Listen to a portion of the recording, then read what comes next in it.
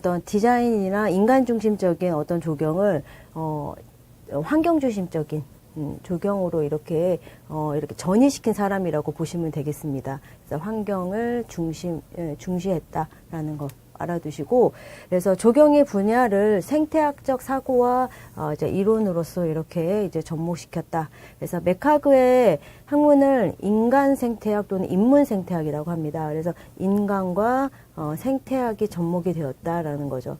그래서 생태학도 굉장히 여러 분야가 있는데, 이게 뭐 환경과 이렇게 접목하게 되면 환경 생태학, 그리고 경관과 접목하게 되면 경관 생태학. 그런데 메카그는 이제 인간과 생태학을 접목시킨 인문 생태학이라는 학문을 발전시켰다라는 거고, 환경과의 어떤 관계성에 이제 이렇게 해서 어떤 적지를 찾게 됩니다. 그래서 조경의 공간으로서 어떤 공간이 적당한지 이런 것들을 찾아낼 때 활용한 방법 같은 것들이 있는데, 그런 방법이 현대의 이런 GIS 이제 기법의 발달에 영향을 주었다라고 보시면 되겠고, 자, 이런 메카그의 환경 중심적인 어떤 이제 조경 계획 방법은 나중에 이제 피터 워커나 마샤 슈왈츠에 의해서 디자인 중심적인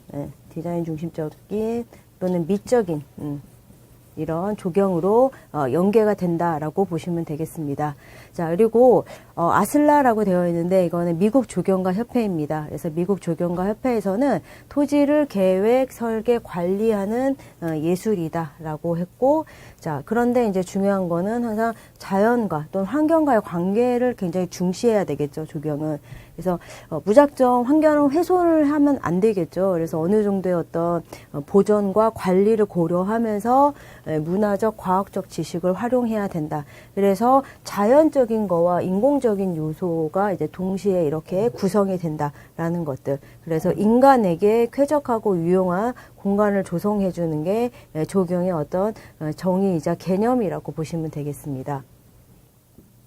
자, 그리고 우리나라 법제도에서 규정 같은 경우에는 건설교통부에서의 조경 기준에 보시면 굉장히 협의적으로 이렇게 조경 시설물이라든지 조경 수목을 식지하는 곳에 이렇게 좀 국한되어 있다라고 보시면 되겠고, 그 밖에 이런 도시공원 및 녹지 등에 관한 법에서도 조경에 이제 관한 부분들을 이제 볼 수 있습니다. 자, 다음은 조경의 대상입니다. 조경의 대상은 우리 집을 나서면서부터 이 모든 공간이 조경의 대상이라고 보시면 되겠는데요. 그래서 첫 번째 정원 같은 경우에는 거주용 정원이 주택 정원이죠. 사람이 직접 살고 있는 곳. 그리고 비거주용 정원 같은 경우에는 사무실 주변의 공간 또는 옥상 정원, 이제 실내 정원, 뭐 이런 중정 등이 이제 들어가게 됩니다.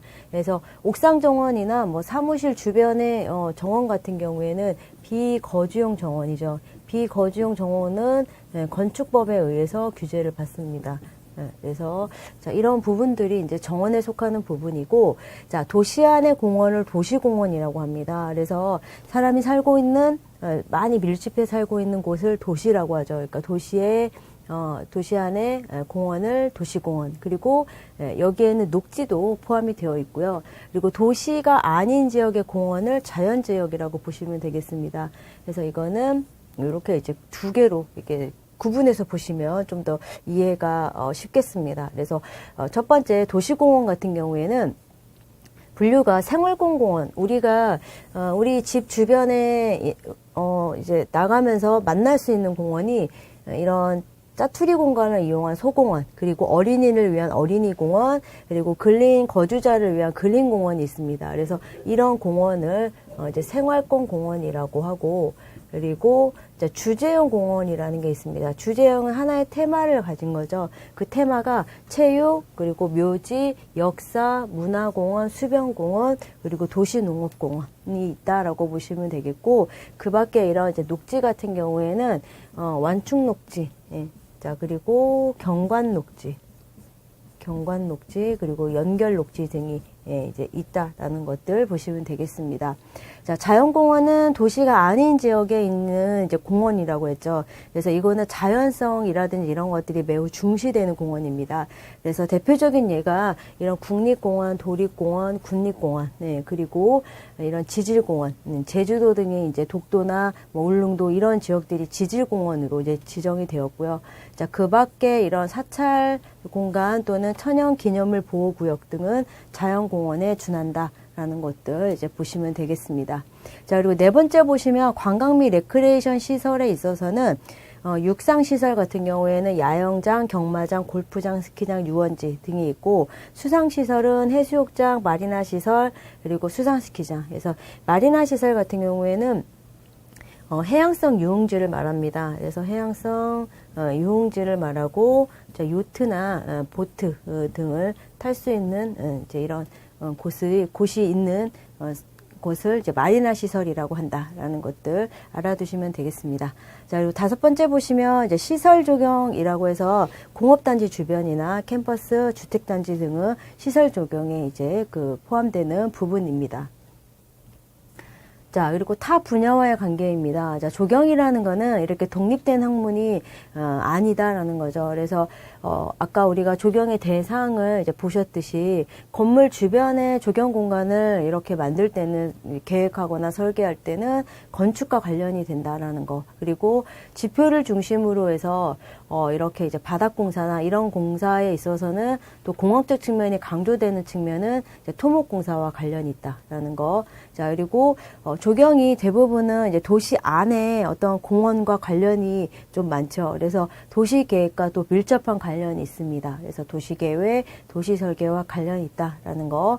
그리고 이 조경은 환경과 또 이제 또 관련이 있죠. 그래서 환경을 보존하고 관리하는 측면에서 인간에게 공간을 제공하는 거기 때문에 환경에 대한 것도 굉장히 중요하다라는 거. 그래서 독립된 게 아니라 타 분야와 이제 좀 이런 여러 관계를 갖고 있다라는 거로 알아두시면 되겠습니다.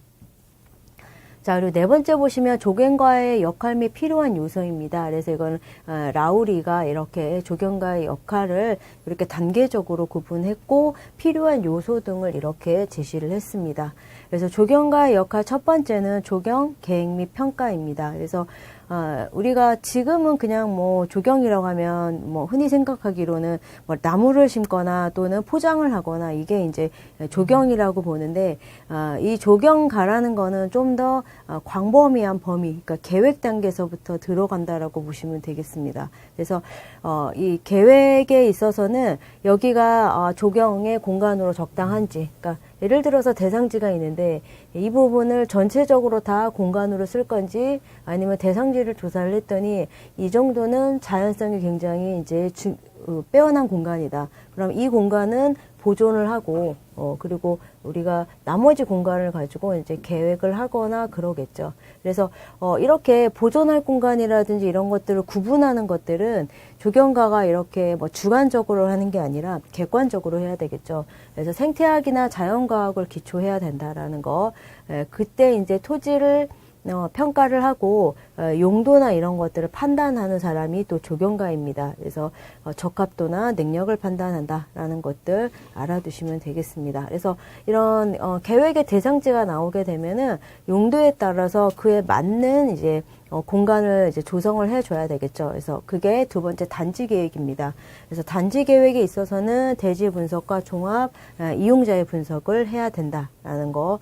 그래서 자연 요소와 시설물의 어떤 기능적인 관계나 대지의 특성에 맞춰서 배치하고, 그리고 이제 세 번째 단계가 우리가 이제 흔히 알고 있는 식재나 또는 시설물 등의 이제 어떤 그 설계 작업이라고 보시면 되겠습니다. 자, 이렇게 해서 조경가의 역할이 이렇게 세 개로 이제 구분이 된다라는 거. 그리고 조경가가 갖춰야 되는 요소 같은 경우에는 이런 자연적인 요소, 그리고 이제 사회적인 요소, 그리고 이런 공학적 지식이 필요하겠죠. 그래서 조경은 어느 부분에 있어서는 굉장히 이제 이게 과학적으로 이제 접근해야 됩니다. 그래서 공학적인 부분들의 지식도 필요하고, 그리고 설계에 대한 방법론, 그리고 그런